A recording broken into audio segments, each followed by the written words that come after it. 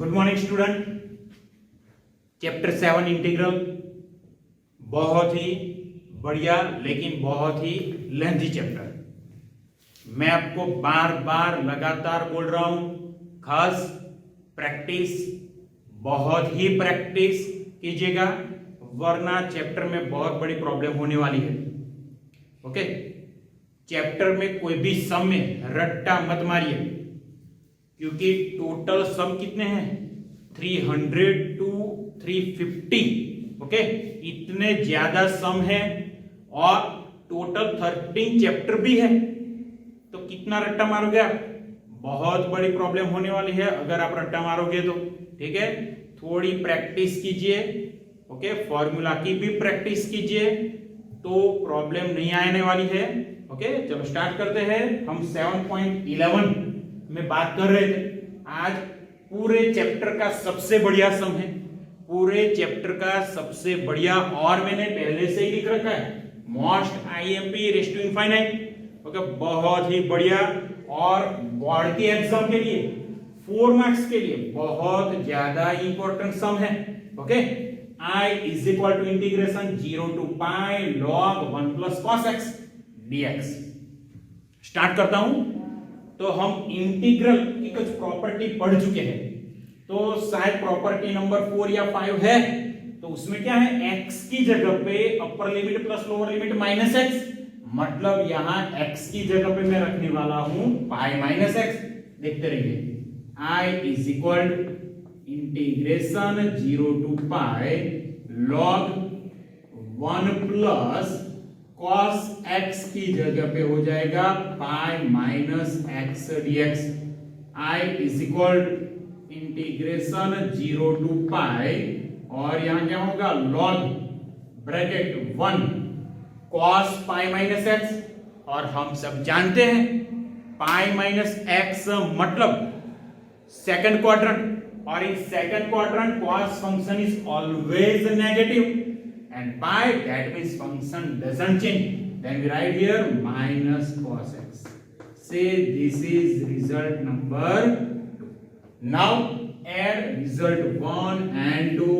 Now 1 plus 2 I plus I 2I is equal to integration 0 to pi log 1 plus cos x plus log 1 minus cos x 1 minus cos x dx।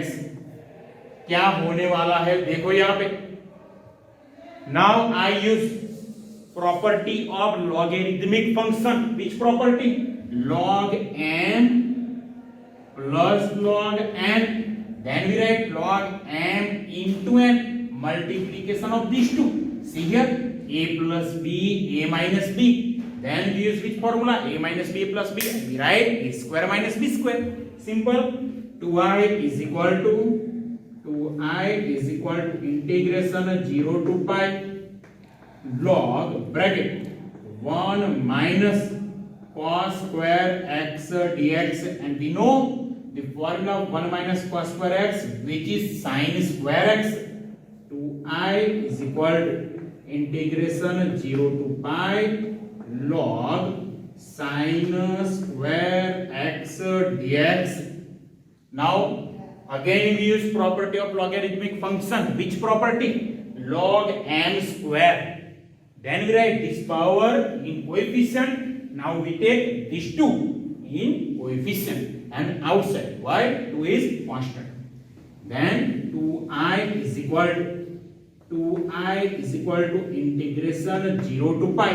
Okay, 2 outside, 2i is equal to 2 times integration 0 to pi log sin x dx, from both sides to cut. Okay, now see here, I is equal to integration 0 to pi log sin x dx, और जो ये result आया, इस result को मैं number देता हूं a। खास याद रखिएगा, इस रिजल्ट को मैंने कौन सा नंबर दिया है? a। आगे कहीं पे यूज करने वाला है। बहुत ही बढ़िया सम। देखो अभी I is equal to integration 0 to pi log sin x. Now I use one property of definite integration. Okay, कौन सी प्रॉपर्टी? देखो यहाँ पे if f(x) is equal to f of 2a minus x, then integration 0 to 2a f(x) dx is equal to 2 times integration 0 to a f(x) dx।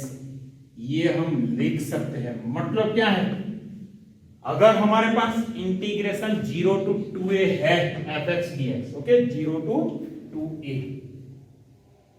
हाँ 0 to 2a f(x) dx, तो पहले check कर लो कि function में x की जगह पे upper limit minus x रख दो। देखो यहाँ पे लोअर लिमिट कंपलसरी क्या है, 0। लोअर लिमिट कंपलसरी 0 ही होनी चाहिए। अब क्या करने वाले हैं, फंक्शन में x की जगह पे अपर लिमिट माइनस x रखो और बाद में चेक करो। तो अगर ऐसा होता है function is equal to f of 2a minus x, both function are same, then we write 0 to 2a f(x) dx is equal to 0 to limit half, जो अपर लिमिट है वो हाफ हो जाएगी f(x) dx, लेकिन यहां 2 से multiply करना पड़ेगा। ओके, चलो स्टार्ट करते हैं। यहां वही फॉर्मूला, वही प्रॉपर्टी का यूज करते हैं। तो यहां पे क्या है, f(x) is equal to log sin x, f(x) is equal to log sin x। Now I put x is equal to upper limit minus x, then I put x is equal to pi minus x. F of pi minus x is equal to log sin pi minus x, and we know that pi minus x there it shows second quadrant, and in second quadrant sin function is always positive. Okay, and pi, then function doesn't change, and we write log sin pi minus x is equal to log sin x same as f(x). तो देखो यहाँ पे upper limit minus x मैंने रख दिया, तो वैसा का वैसा ही फंक्शन मुझे मिला।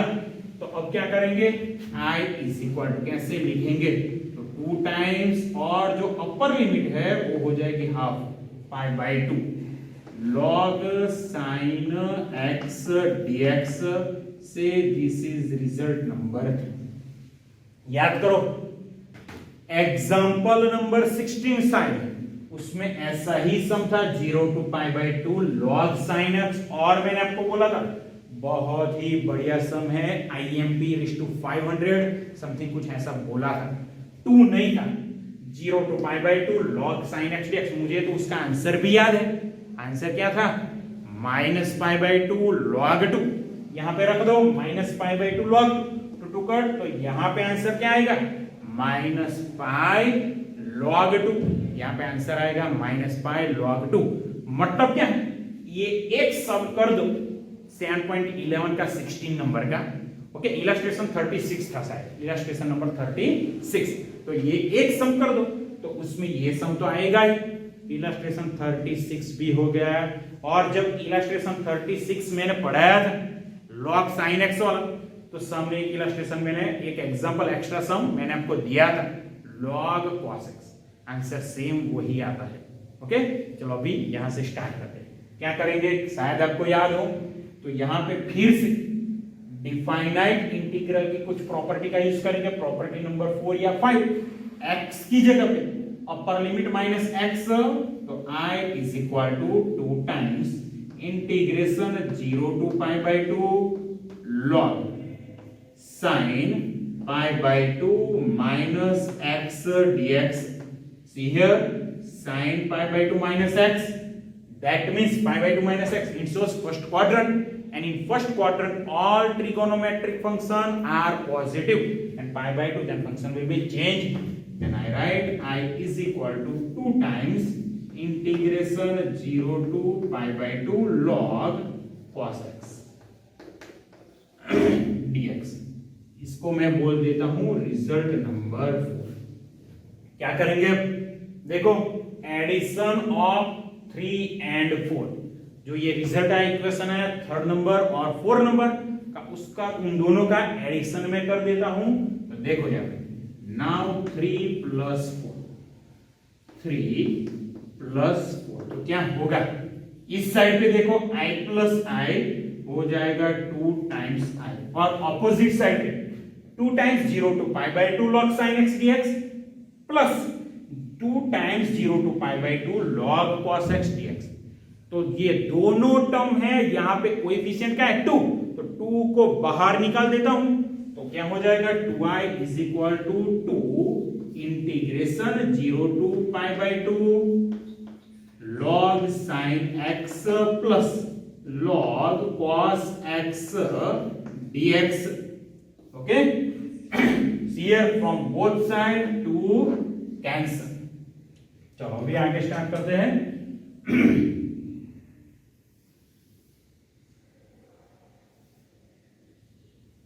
देखो तो हमको क्या मिला, i = इंटीग्रेशन 0 to π/2।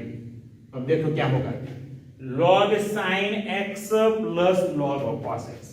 तो यहां पे कौन सी प्रॉपर्टी का यूज करेंगे, logarithmic function log m plus log n = log m into n।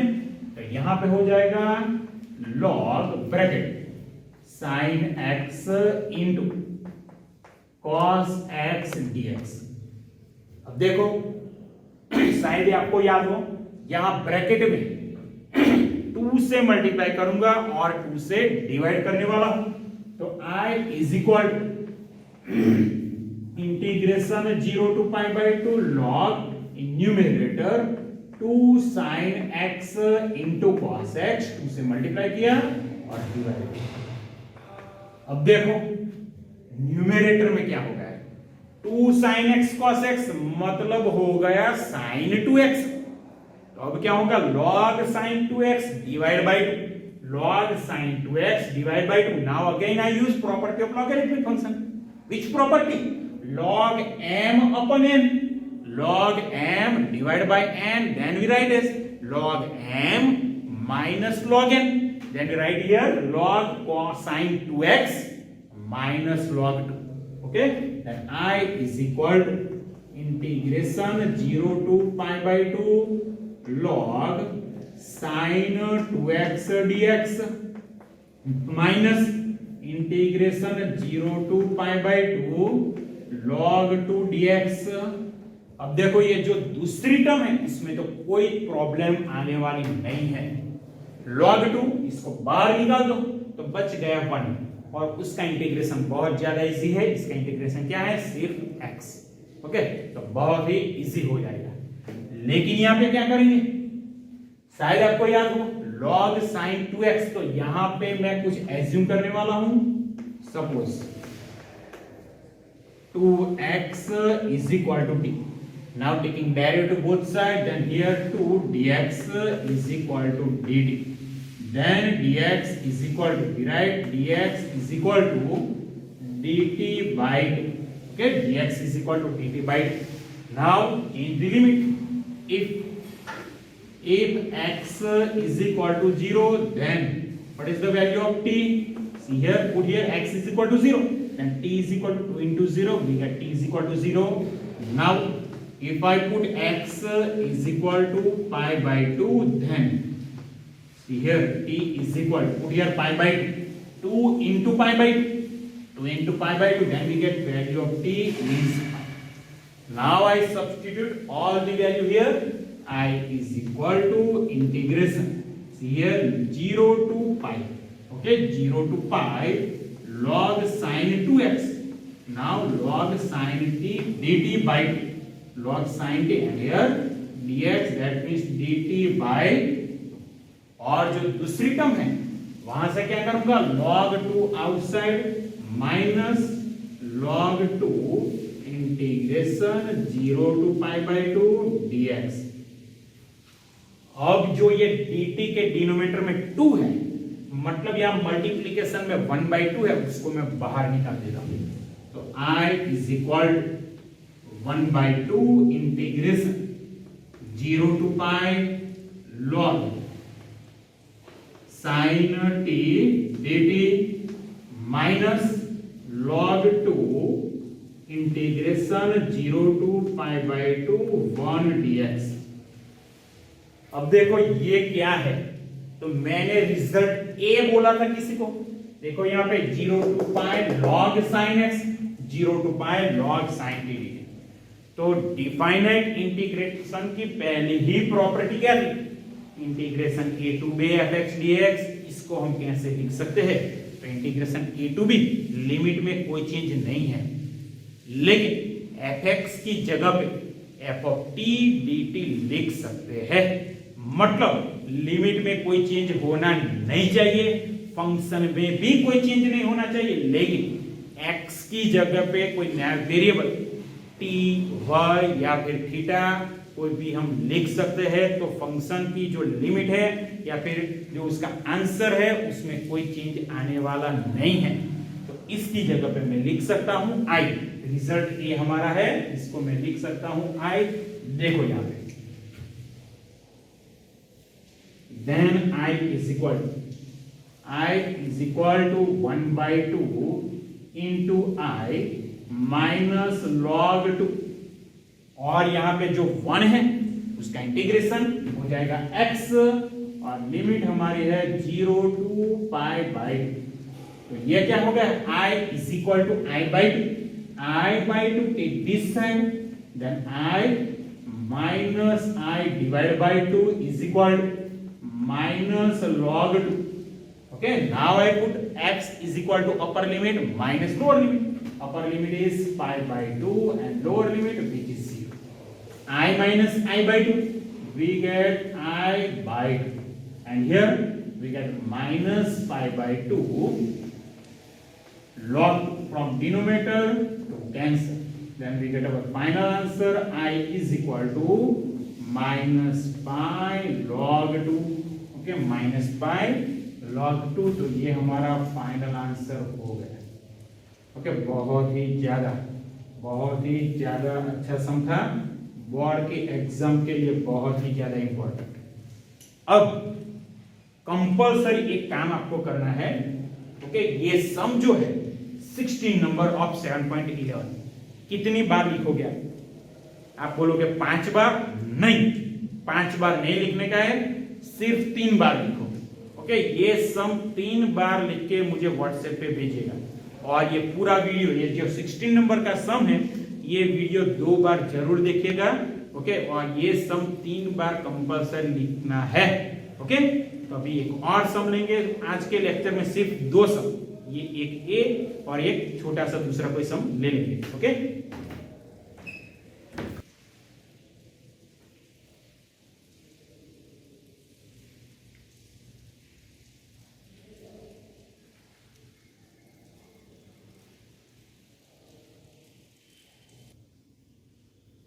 चलो बच्चों, अभी एक और सम की बात कर लेते हैं, और वो है 7.11 का 18 नंबर।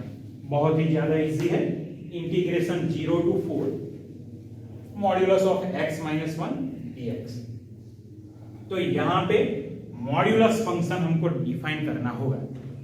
मॉड्यूलस फंक्शन को डिफाइन करना होगा, शायद आप सबको पता ही है, लेकिन स्टार्ट करते हैं ना। हम सब जानते हैं कि मॉड्यूलस ऑफ x माइनस 1 की जगह पे x माइनस 1 लिख सकते हैं, लेकिन कब, तो x माइनस 1 अगर पॉजिटिव है, और 1 माइनस x लिख सकते हैं, लेकिन कब, तो x माइनस 1 नेगेटिव है 2। लेकिन मुझे यहां पे पूरी कंडीशन x के ऊपर चाहिए। ओके, तो देखो यहां पे क्या होने वाला है, therefore modulus of x minus 1 is equal to same as x minus 1। now see here, 1 take opposite, then x is greater than or equal to 1। that means if value of x is greater than or equal to 1, then we take modulus of x minus 1 is equal to x minus 1। okay, और देखो यहाँ पे दूसरा क्या है, 1 take opposite, it means value of x is less than 1, then we write modulus of x minus 1 is equal to 1 minus x। तो यहाँ पे हमारी लिमिट कौन सी है, 0 to 4 modulus of x minus 1 dx। Start करता हूं, बहुत ही easy. I is equal integration 0 to 4 modulus of x minus 1 dx। लेकिन यहाँ पे देखो, अगर x की वैल्यू 1 से कम है, 1 से ज्यादा है, तो मॉड्यूलस फंक्शन में कुछ चेंज आने वाला है। तो यहाँ पे टोटल कितने पार्ट्स करेंगे, 2 पार्ट्स। तो लिमिट हो जाएगी 0 to 1 और 1 to 4। Then I is equal integration 0 to 1 modulus of x minus 1 dx plus integration 1 to 4 modulus of x minus 1। See here, limit 0 to 1. That means value of x is less than 1. Okay, if x less than 1, then we write modulus of x minus 1 is equal to 1 minus x. Now I write here 1 minus x. I is equal to integration 0 to 1 and limit 0 to 1 function 1 minus x. और देखो यहाँ पे limit क्या है, integration 1 to 4, that means value of x between 1 to 4 means value of x is greater than 1. And if x is greater than 1, then our function is x minus 1. Then I write here modulus of x minus 1 is equal to x minus 1. Now बहुत ही simple, यहाँ पे सिर्फ integration करना है और बाद value रखनी है, लिमिट अप्लाई करनी है। ओके, तो इंटीग्रेशन तो बहुत ज्यादा इजी है। देखो क्या है, I is equal to, now see here, integration of 1 which is x and integration of x which is x square by 2, and I is equal to x minus x square by 2। और हमारी limit क्या है, 0 to 1। और दूसरी जो term है x square by 2 and integration of 1 which is x, and I write here x square by 2 minus x 1 to 4। Okay, now first I apply upper limit here minus lower limit. Put x equal to 1 here, then 1 minus 1 by 2. Minus put x is equal to lower limit, then 0 minus 0 plus put here x is equal to 4 square 16 divided by 2 8 minus put x is equal to 4 here, then minus, now I apply lower limit, put x is equal to 1 here, 1 square 1 divided by 2 minus 1. I is equal to 1 minus 1 by 2, we get 1 by 2. Okay, plus 8 minus 4, then 4, minus 1 by 2 minus 1, half minus 1, we get minus half, that means minus 1 by 2, minus 1 by 2. And I is equal to 1 by 2 plus 4 minus plus 1 by 2. And I is equal to 1 by 2 plus 1 by 2, that is 1. Then our final answer I is equal to 5. Okay, जो कि बहुत ही ज्यादा easy सम है। देखो इस lecture में सिर्फ 2 सम मैंने कंप्लीट किए हैं, एक 16 नंबर और दूसरा 18 नंबर जो कि बहुत ज्यादा इजी है और 16 बहुत ही ज्यादा अच्छा है और आईएमपी भी है। बोर्ड की एग्जाम में 4 मार्क्स में पूछा जाता है और बहुत ही इंपॉर्टेंट। फिर से बोल रहा हूं, ये लेक्चर कंपलसरी 2 बार देखिए। अगर 16 नंबर का सम आपको पहले ही लेक्चर में पहले ही बार में समझ आता है तो भी दूसरी बार देखिए और 3 बार वो 16 नंबर का सम 3 बार मुझे लिख के भेजना है। ओके, आज यहां तक रखते हैं, दूसरा काम अगले लेक्चर में। ओके।